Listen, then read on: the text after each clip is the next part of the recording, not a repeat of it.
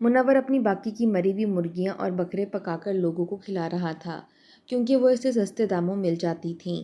اس کی بیوی اور وہ بہت خوش تھے کیونکہ وہ دن بدن امیر ہوتے جا رہے تھے۔ ایک دن اس کی والدہ نے کہا کہ بیٹا یہ بہت بڑا گناہ ہے، ایسا نہ کرو۔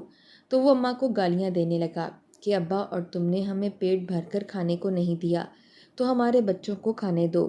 کچھ عرصے بعد منور کی بیٹی کی شادی تھی اور جب بارات اس کی مارکی میں کھانا کھانے لگی تو اچانک شور مچ گیا کہ گوشت۔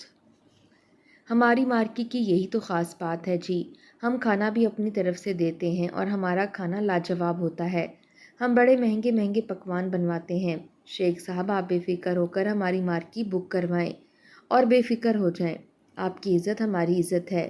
شیخ صاحب نے جیب سے 1 لاکھ کی گڈی نکالی اور کہنے لگے دیکھ لو منور میاں، میری بیٹی کی شادی کا معاملہ ہے اور آپ کو پتہ ہے کہ بارات کو کھانا اگر اچھا نہ ملے تو لوگ کتنی باتیں سناتے ہیں۔ تو منور کہنے لگا کہ بے فکر ہو جائیں، ارے میری مارکی کے تو ریٹ سب سے کم ہیں، آپ جا کر کہیں اور سے پتہ کروا لیں۔ کھانے کی بس 2 چیزیں رکھی جاتی ہیں اور لاکھوں مانگے جاتے ہیں۔ میں تو بہت کم پیسوں میں سارے کھانے کی ذمہ داری لے رہا ہوں اور ذائقے سے آپ بے فکر رہیں، آپ کے باراتی انگلیاں چاٹیں گے۔ شیخ صاحب نے اپنا پسینہ صاف کیا اور کہنے لگے ہم سفید پوش لوگ ہیں اور عزت ہمارے لیے سب سے بڑی چیز ہوتی ہے۔ آپ نوٹ گن لیں، پورے 1 لاکھ ہیں، باقی کی رقم میں اگلے ہفتے دے جاؤں گا، بس خیال رکھیے گا کہ کھانا ٹھیک ہونا چاہیے۔ شیخ صاحب نے اٹھتے ہوئے کہا تھا تو منور نے سینے پر ہاتھ رکھا اور کہنے لگا کہ بے فکر ہو کر گھر جائیں اور سکون کی نیند جا کر سو جائیں، آپ کی بیٹی میری بیٹی۔ منور کی بات سن کر شیخ صاحب کو کچھ تسلی ہوئی تھی، اس لیے وہاں سے اٹھ کر اپنے گھر چلے گئے۔ شیخ صاحب کے اٹھ کر جاتے ہی منور کی آنکھوں میں چمک سی اٹھی تھی۔ اس نے سارے پیسے گنے اور خوش ہو کر جیب میں ڈال دیے۔ 15 دن بعد شیخ صاحب کی بیٹی کی شادی تھی جو کہ منور کی مارکی میں ہونی تھی۔ منور کا یہی کام کاروبار تھا کہ وہ اپنی مارکی میں جس کی بھی شادی کی ارینجمنٹ کرواتا تھا، کھانا بھی اپنے ہی پکوان سے پکواتا تھا۔ آج بھی جب وہ گھر گیا تو اپنی بیوی کو 1 لاکھ کی گڈی پکڑاتے ہوئے کہنے لگا نیک بخت سنبھال اسے۔ اتنے نوٹ دیکھ کر تو شبنم کی آنکھیں چمکی تھیں۔ وہ کہنے لگا 1.5 لاکھ اور دیں گے ابھی شیخ صاحب، 15 دن بعد ان کی بیٹی کی شادی ہے۔ وہ کہنے لگی منور جب سے تم نے یہ کام شروع کیا ہے ہمارے تو وارے نیارے ہو گئے ہیں۔ وہ وہیں صحن میں رکھی چارپائی پر بیٹھی اور نوٹ گننے لگی۔ قریبی تخت پر بیٹھی اس کی ساس نماز پڑھ رہی تھی۔ گھٹنوں کے درد کا عارضہ بختاور بیگم کو 3 سالوں سے ہی تھا، اس لیے اشارے سے ہی نماز پڑھتی تھی، کافی بیمار رہتی تھی، زیادہ تر وقت صحن میں بچھے ہوئے تخت پر ہی گزار دیتی تاکہ منور کے بچے صحن میں کھیلتے کودتے نظر آئیں تو ان کا بھی دل لگا رہے۔ بیٹے کے کام کاروبار کے لیے کئی وظیفے کرتی رہتی تھی جو بختاور بیگم روز کرتی تھیں، لیکن جب سے اس نے مارکی کا کام شروع کیا تھا بختاور بیگم کے دل میں عجیب و غریب سے خدشات جنم لینے لگے تھے کیونکہ آئے روز لاکھوں روپے گھر پر آنے لگے تھے۔ بختاور بیگم نے جب سلام پھیرا تو منور ان کے پاس آ گیا۔ ماں نے دونوں ہاتھوں سے بیٹے کا سر پکڑ کر ماتھا چوما تھا، اسے ڈھیر ساری دعائیں دیں اور کہنے لگی اللہ تمہارے کام میں برکت ڈالے۔ لیکن بیٹا میں نے شیخ صاحب کے گھر کے حالات دیکھے ہیں، وہ تو بیچارے سفید پوش قسم کے انسان ہیں، بڑی مشکل سے بیٹی کی شادی کر رہے ہیں، اگر تم کر سکو تو تھوڑے پیسوں کی رعایت کر دو۔ تو وہ کہنے لگا اماں یہ ہمدردی کا بخار آپ کو ہی چڑھا رہتا ہے، مجھے نہیں چڑھتا۔ ارے بھائی کئی سالوں بعد جا کر تو نوٹوں کی شکل دیکھی ہے، آپ کو پتہ ہے کہ جب میں پھل فروش تھا تو کتنی تنگی تھی ہمارے گھر میں، بس بھلا ہو میرے دوست کا جس نے اپنا خالی پلاٹ مجھے دے دیا جس پر پہلے سے ہی 4 دیواری ہوئی تھی، اسی پر میں ارینجمنٹ کرتا ہوں اور شادیاں کرواتا ہوں، میرا بھی تو بہت خرچہ آتا ہے۔ اماں جی میری مارکی کسی شاندار ہوٹل سے کم نہیں لگتی، اس کی سجاوٹ میں خوب پیسے لگتے ہیں اور پھر کم پیسوں میں لوگوں کی بیٹیاں اپنے گھر میں بڑی عزت سے رخصت ہوتی ہیں، بہت پیسہ خرچ ہوتا ہے۔ منور نے یہ بات کہی اور پھر شبنم سے کہنے لگا کہ بھنا ہوا گوشت پکا لو، بہت بھوک لگ رہی ہے۔ تو وہ کہنے لگی ہاں ہاں کیوں نہیں۔ جیسے جیسے شادی کے دن قریب آ رہے تھے منور نے ساری ارینجمنٹ کروائی تھی لیکن بہت ہی سستے میں۔ جس دن شادی تھی صبح سے ہی اس نے گوشت لا کر اپنے ملازمین کے حوالے کیا تھا اور کہنے لگا کہ اسے پکاؤ، ایسا کرو قورمہ بنا لو اور بریانی بنا لو۔ گوشت کا سالن بھی ساتھ بنے گا۔ یہ کہتے ہوئے اس نے بڑے بڑے گوشت اور چکن کی شاپ پر اپنے ملازمین کو پکڑائے تھے جن سے وہ کھانا پکوانے کا کام لیتا تھا۔ جیسے ہی ملازم نے شاپر پکڑے تو ناک منہ چڑھاتے ہوئے کہنے لگا کہ استاد، اس گوشت میں سے تو بو آ رہی ہے۔ یہ کہنا تھا کہ جب منور نے اسے غصے سے گھور کر دیکھا اور کہنے لگا، زیادہ بک بک مت کر، اچھی طرح سے دھو اسے تو بو ختم ہو جائے گی۔ ناک منہ چڑھاتا ہوا وہ نوجوان سارے گوشت کو ایک بڑے سے برتن میں رکھ کر نل کھول کر دھونے لگا۔ وہ کہنے لگا، استاد، مرغی کے اندر تو خون جمع ہوا ہے۔ منور کہنے لگا، منہ بند کر کے کام کیا کر، بہت زبان چلتی ہے تیری۔ بہرحال اس نوجوان نے ناک پر رومال باندھا کیونکہ مرغی سے بو ہی اتنی آ رہی تھی، اور جلدی جلدی سے مرغی کی بوٹیاں دھونے لگا۔ لیکن جب گوشت کے شاپر کھولے تو گوشت ہرا سا ہو رہا تھا۔ وہ کہنے لگا، یہ تو مجھے خراب لگتا ہے۔ استاد، کہاں سے لائے ہو؟ تو منور نے بڑے غصے سے اسے دھاڑ کر کہا، تجھے میں کہہ رہا ہوں نا، چپ چاپ اپنا کام کر۔ پھر ایک دوسرے نوجوان سے کہنے لگا کہ وہاں 2 شاپر چربی سے بھرے پڑے ہیں، اس چربی کو دیگ میں ڈالو اور پگھلاؤ، خود بخود ہی پگھل کر وہ آئل اور گھی بن جائے گی۔ تو وہ کہنے لگا، اچھا استاد۔ چربی کو پگھلا کر گھی بنایا گیا تھا اور اسی میں شادی کا کھانا پکایا گیا تھا۔ کھانا پکتے ہوئے پکانے والوں کا جی متلانے لگا تھا کیونکہ کھانے سے بو اٹھ رہی تھی۔ جب بھی کوئی منور سے کوئی شکایت کرتا تو وہ کہتا کہ ارے آخر میں کیوڑا ڈال دینا تو خوشبو میں بدل جائے گی۔ پھر من ہی من میں کہنے لگا، اب سستا گوشت اتنی آسانی سے تھوڑی ملتا ہے، اگر میں زندہ مرغی اور بکرے کا گوشت لاتا تو مجھے چند ہزار ہی نفع کے طور پر نظر آتے۔ اس نے اچھے خاصے تیز مسالے ڈلوا کر کھانے کو تیار کروایا تھا۔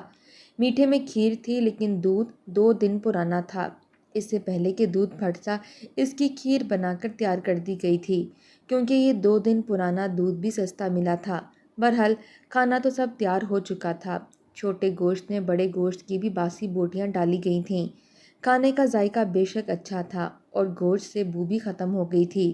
شادی پر جب کھانا رکھا گیا تو ذائقے کے حساب سے سب نے تعریف کی تھی۔ شیخ صاحب بھی بہت خوش تھے کہ کم پیسوں میں منور نے 6-7 چیزیں رکھی تھیں۔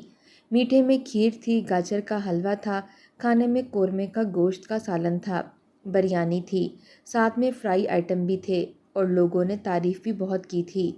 شادی پر شیخ صاحب بہت خوش تھے۔ وہ کہنے لگے، منور، تمہیں اللہ تعالیٰ بہت عطا کرے گا، بہت کم پیسوں میں تم نے بہت اچھا انتظام کیا ہے۔ منور کہنے لگا، میں نے تو آپ سے کہا تھا کہ بے فکر رہیں، کھانے کی سب تعریف کریں گے۔ بہرحال جیسے ہی شادی ختم ہوئی تو شیخ صاحب کے گھر میں سبھی بیمار پڑ گئے تھے۔ کسی کو الٹیاں شروع ہو گئی تھیں تو کسی کا پیٹ خراب ہو گیا۔ یہ دیکھ کر محلے والے تک ان کی عیادت کے لیے پہنچے تھے۔ جب یہ خبر بختاور بیگم کو ملی تو دل میں آنے والے خدشے پر یقین کی مہر لگی تھی۔ وہ جانتی تھی کہ منور کچھ نہ کچھ دھاندلی کرتا ہے۔ بہرحال وہ شبنم کے ساتھ ہی شیخ صاحب کے گھر گئی تھی جہاں ان کی بیوی بیمار پڑی ہوئی تھی۔ وہ کہنے لگی، ایک تو یہ شادی کے کھانے ہی ہضم نہیں ہوتے، معدہ بہت زیادہ خراب ہو گیا ہے۔ تو شبنم کہنے لگی، ایسا تو ہوتا ہے، دیگی کھانے اتنے زیادہ تھوڑی کھائے جاتے ہیں، ہمارے ساتھ بھی یہی کچھ ہوتا ہے۔ حالانکہ منور نے تو کھانے میں ہر چیز کا خاص خیال رکھا تھا، لیکن آپ کو تو پتہ ہے کہ یہ دیگی مسالے پیٹ کو ضرور متاثر کرتے ہیں۔ کوئی بات نہیں، بہت جلد آپ لوگ ٹھیک ہو جائیں گے۔ شبنم نے بڑی لاپرواہی سے یہ بات کہی تھی۔ وہ ٹانگ پر ٹانگ رکھے برینڈ کا جوڑا پہنے ہوئے بیٹھی تھی۔ بختاور بیگم کو پتہ نہیں کیوں ایک عجیب سی بے چینی ہونے لگی تھی۔ اسے لگنے لگا جیسے شیخ صاحب کے بیمار ہونے کی وجہ میں منور کا ہاتھ ضرور شامل ہے۔ باتوں باتوں میں پتہ چلا کہ جتنے بھی مہمان آئے تھے سب کی یہ حالت ہے۔ اس سے پہلے کہ شیخ صاحب کی بیوی کو منور پر شک ہوتا وہ جھٹ سے بول پڑی۔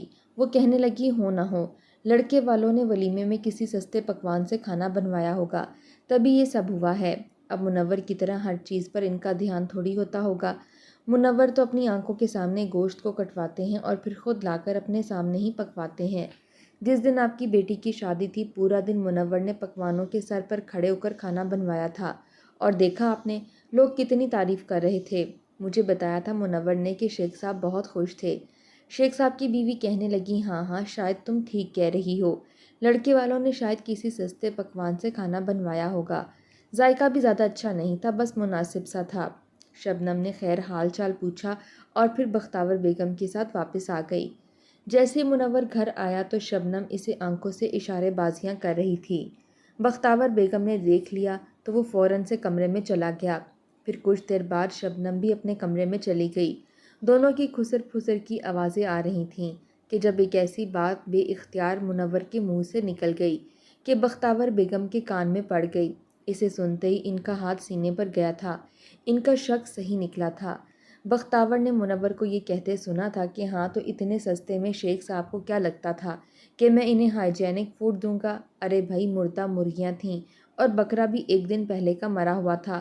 سمجھو مجھے تو گوشت مفت کا پڑا ہے۔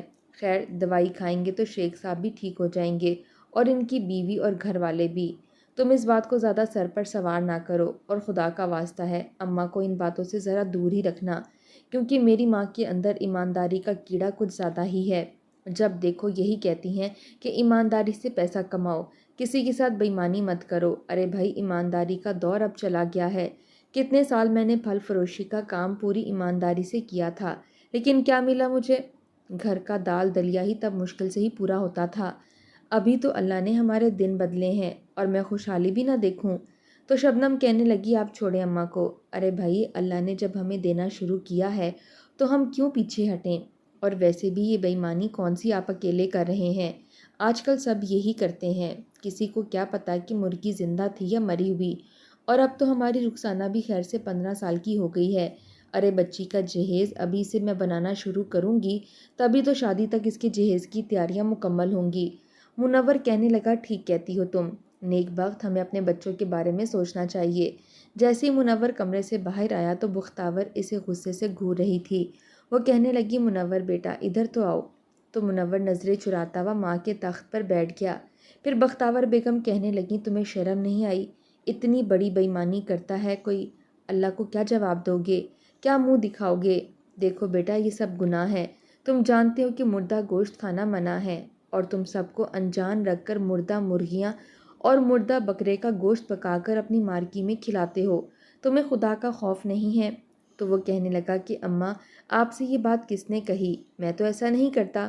بختاور بیگم کہنے لگی، میں سب کچھ سن چکی ہوں اور سن کر مجھے بہت افسوس ہوا ہے۔ اس سے اچھا تو تھا کہ تم پھل فروشی کا ہی کام کرتے رہتے، کم از کم ہم دال دلیا تو کھا رہے تھے، لیکن حلال کا تو تھا۔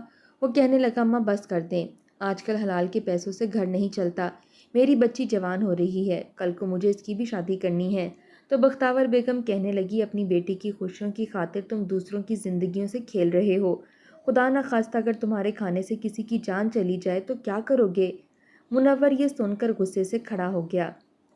اسے اپنی ماں کی باتیں چبھ رہی تھیں۔ وہ کہنے لگا، بس بھی کر دیں اماں، زندگی موت اللہ کے ہاتھ میں ہے۔ جس کی جتنی زندگی لکھی ہے وہ اتنا ہی جیتا ہے۔ آپ کو کیا لگتا ہے بازاروں میں جو اتنے کھانے بکتے ہیں وہ سب زندہ مرغیوں سے پکتے ہیں؟ ارے سب یہی بےایمانی کر رہے ہیں۔ پکے ہوئے کھانے کبھی سستے ملتے ہیں؟ کوئی نہ کوئی بےایمانی تو کرنی پڑتی ہے۔ وہ لوگ بھی ایسے ہی سستے گوشت لے کر آتے ہیں جن میں کچھ تو مردہ مرغیوں کا گوشت شامل ہوتا ہے اور کچھ خراب کا۔ آج کل کے دور میں یہ سب چلتا ہے۔ پکنے کے بعد کسی کو کچھ پتہ نہیں چلتا۔ آپ خواہ مخواہ اپنے دل میں کوئی بھی رحم نہ پالیں۔ ارے میں پورا دن گرمی میں اپنے سر پر کھڑا ہو کر کھانا پکواتا ہوں اور میرے کھانے کا ذائقہ بھی شاندار ہوتا ہے۔ کسی کو شک تک نہیں پڑتا کہ مرغیاں زندہ تھیں یا مردہ۔ ویسے بھی ہم کون سا زندہ مرغی کو پکاتے ہیں، اسے بھی تو ہم چھری سے کاٹ کر مارنا ہی پڑتا ہے۔ بس یہ باتیں ہیں کہ ہم انہیں حلال کہتے ہیں اور وہ خود بخود مر گئیں تو وہ حرام ہو گئیں۔ ایسا کچھ نہیں ہوتا، سب جائز ہے۔ اپنی طرف سے جو منور کے منہ میں آیا وہ بولتا چلا گیا۔ وہ اپنے آپ کو تسلی دے رہا تھا یا شاید اپنی ماں کو تسلی دینا چاہتا تھا۔ بختاور بیگم کہنے لگی، بہت پچھتاؤ گے تم، بہت پچھتاؤ گے۔ تو منور کی بیگم کہنے لگی، اماں اب بس بھی کر دیں، آپ کی اس ایمانداری کی وجہ سے کئی سال میں نے تنگی میں گزارے ہیں، اب جا کے تو منور کا کچھ کام ٹھیک ہوا ہے۔ ہمیں نہ سکھایا کریں، ساری دنیا ہی یہ بےایمانی کر رہی ہے، ہمیں کوئی اللہ کی انوکھی پکڑ تھوڑی آئے گی۔ بہرحال بختاور بیگم نے چپ سادھ لی، لیکن بیٹے کی لائی ہوئی چیزیں بھی کھانا چھوڑ دی تھیں۔ اسے کڑھائی کرنی اور سویٹر بننا بڑے اچھے سے آتا تھا۔ اس نے یہی کام شروع کر دیا۔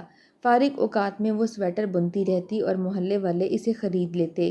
جو پیسے اس کے پاس ہوتے اسی سے اپنا کھانا وغیرہ بنا کر گزر بسر کرنے لگی۔ اس بات کو جب چند ماہ ہی گزرے تو شبنم نے منور سے یہ بات کہی کہ اماں کو لگتا ہے کہ تم حرام کما رہے ہو، تبھی دیکھو اپنے کھانے پینے کے انتظام کے لیے سویٹر بنانا شروع کر دیے ہیں۔ منور کہنے لگا کہ ان کی مرضی ہے، لیکن مجھے یہ سب حرام نہیں لگتا۔ ارے ابا کہتے تھے جس کمائی میں خون پسینہ بہے وہ حلال کی ہوتی ہے، اور میں بہت محنت کرتا ہوں۔ تھوڑی بہت بےایمانی ہر بندہ کر رہا ہے۔ سچ بول کر کوئی بھی اپنا مال نہیں بیچتا۔ کپڑے والے کو دیکھ لو یا پھر یہاں پر سبزی والے کو، ارے پھل فروش کو ہی دیکھ لو، وہ بھی تو ڈبل ڈبل قیمت لگا کر پھل بیچتے ہیں۔ تم چھوڑو اماں کو، یہ پیسے پکڑو اور بیٹی کے لیے جہیز اکٹھا کرنا شروع کر دو۔ منور کی مارکی میں کھانا کھانے سے اسی طرح ایک دولہا مر گیا تھا۔ اس خبر نے تو ایک طوفان سا برپا کر دیا۔ لڑکے کے گھر والے منور کے پاس آ گئے اور کہنے لگے کہ تم نے کھانے میں ایسا کیا ڈالا تھا کہ کھانا کھاتے ہی ہمارے گھر کے سب افراد بیمار ہو گئے اور ہمارا دولہا تو اسی رات ہی مر گیا۔ ہمیں تو تم پر شک ہے کہ تمہارے کھانے پر شک ہے۔ یہ سن کر تو منور کے ہوش اڑے تھے۔ وہ کہنے لگا ایسا کچھ نہیں ہے، میرا کھانا بالکل ٹھیک ہوتا ہے۔ بہرحال بارات کا کھانا تو سب ختم ہو چکا تھا، اس لیے منور نے کہا کہ جب اگلی شادی کا کھانا پکے گا تو وہ انہیں دے دے گا، وہ اچھی طرح سے جہاں سے چاہیں تسلی کروا لیں۔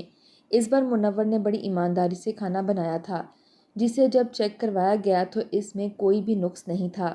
وہ کہنے لگا دیگی کھانوں کی وجہ سے شادی کے بعد تقریباً سبھی کے پیٹ خراب ہوتے ہیں، اس میں قصور پکوان والے کا نہیں ہوتا، یہ تو ایک نارمل سی بات ہے۔ بہرحال وہ بال بچ گیا تھا اور منور نے شکر ادا کیا تھا کہ کیس اس پر نہیں ہو گیا۔ سب کے سامنے تو وہ سچا ثابت ہو گیا تھا، لیکن وہ کتنا سچا تھا یہ وہ خود بھی اچھی طرح سے جانتا تھا۔ جب بختاور بیگم کو اس بات کی خبر ہوئی تو اس دن وہ منور پر چلائی تھیں۔ وہ کہنے لگی خدا خوفی کرو، تمہاری وجہ سے ایک جیتا جاگتا شخص مر گیا۔ منور تم باز کیوں نہیں آ جاتے؟ اگر تمہیں اس کا وبال پڑنا شروع ہو گیا تو بہت پچھتاؤ گے۔ خدا کے لیے بیٹا یہ کام چھوڑ دو۔ منور اپنی ماں کی آواز سے اونچی آواز میں چلا کر بولا کہ آپ چاہتی کیا ہیں؟